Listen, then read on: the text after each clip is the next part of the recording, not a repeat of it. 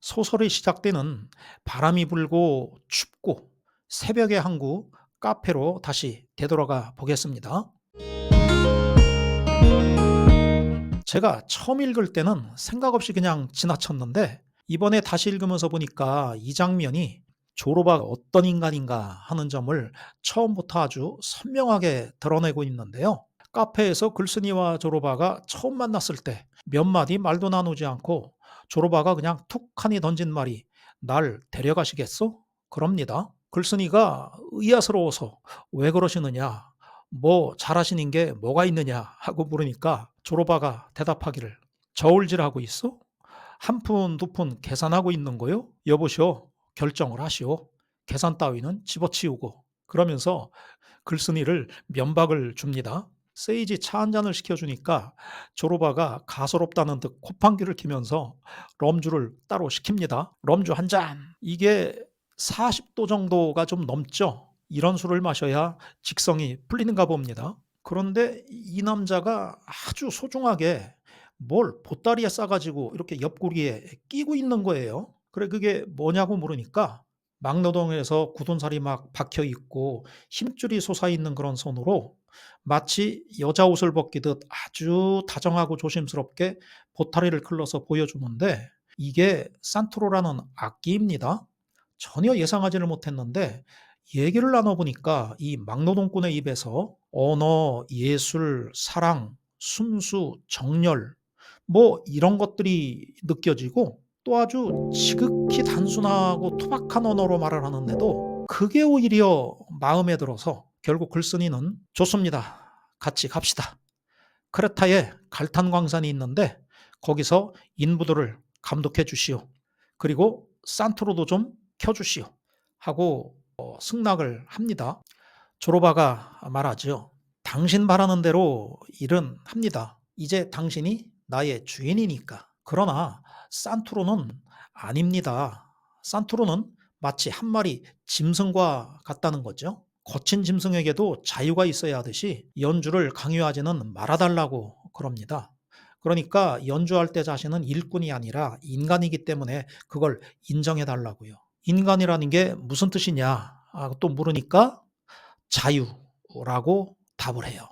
그러니까 이 책을 읽다 보면 사람이 어떻게 살아야 제대로 사는 걸까? 자유? 인간? 이런 것들에 대한 생각을 하게 되고 그래서 이 책을 다 읽고 나서 이런 것들에 대한 어떤 실마리를 찾는다면 이 책을 아주 훌륭하게 읽은 것이 되겠죠. 둘은 의기투합을 하고 럼주를 시켜서 건배를 합니다. 둘은 크레타를 향해서 배를 탑니다. 바다, 가을의 달콤함, 빛으로 멱을 감은 섬들, 그리스의 영원히 벗은 몸에 옷을 입히는 투명한 이슬비. 죽기 전에 에게해를 항해하는 영광을 누리는 사람들은 행복하다. 나는 뱃머리에 서서 바다와 하늘이 만나는 기적을 마음껏 즐겼다. 지금이야 배가 크고 성능이 좋아서 크레타 섬까지 8시간 정도 걸리지만 이때 1900년대 초만 해도 이 섬까지 가는 데에는 훨씬 더 시간이 많이 걸렸을 테니까 그 고생이 아주 심했을 거예요. 배멀미에 창백해져서 밧줄 위에 쪼그리고 앉았던 조로바가 저녁녘이 되니 눈에 생기가 돕니다. 뛰어오른 돌고래를 가리키며 소리를 칩니다. "돌고래다." 앞으로 이런 장면이 자주 나오겠지만 조로바가 자연을 바라다보는 태도는 참 경이롭습니다. 아주 사소한 거에도 그는 감탄하고 빠져들어요.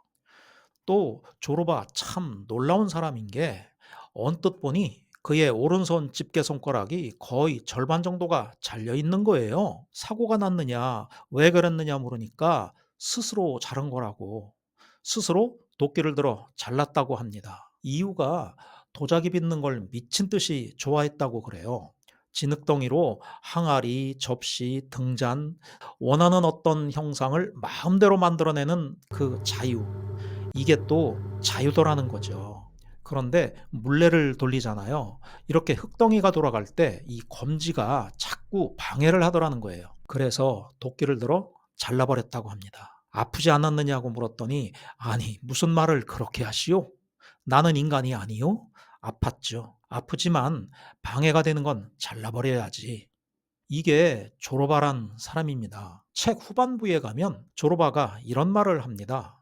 뭘 간절히 먹고 싶거나 갖고 싶으면 자기는 어떻게 하느냐? 목구멍이 터지도록 집어넣는답니다. 말만 들어도 구역질이 나도록 어릴 적 하도 버찌가 먹고 싶어서 어느 날 아버지 돈을 훔쳐 아예 한 소쿠리를 사서 도랑에 숨어서 넘어올 때까지 먹었다고. 배가 아프고 구역질이 나고 그 뒤로 다시는 버찌 먹고 싶은 생각을 한 적이 없다고요. 술도 담배도 마찬가지랍니다. 자기는 끊고 싶으면 언제든지 끊는다고. 고향도 마찬가지랍니다. 한때는 너무 그리워서 죽을 것 같았지만 그거 역시 목구멍에 쳐놓고 토해버렸다고 합니다. 내가 물었죠. 여자는 어떠냐고. 그랬더니 여자도 지겨울 때가 올 거랍니다. 이른 정도가 되면.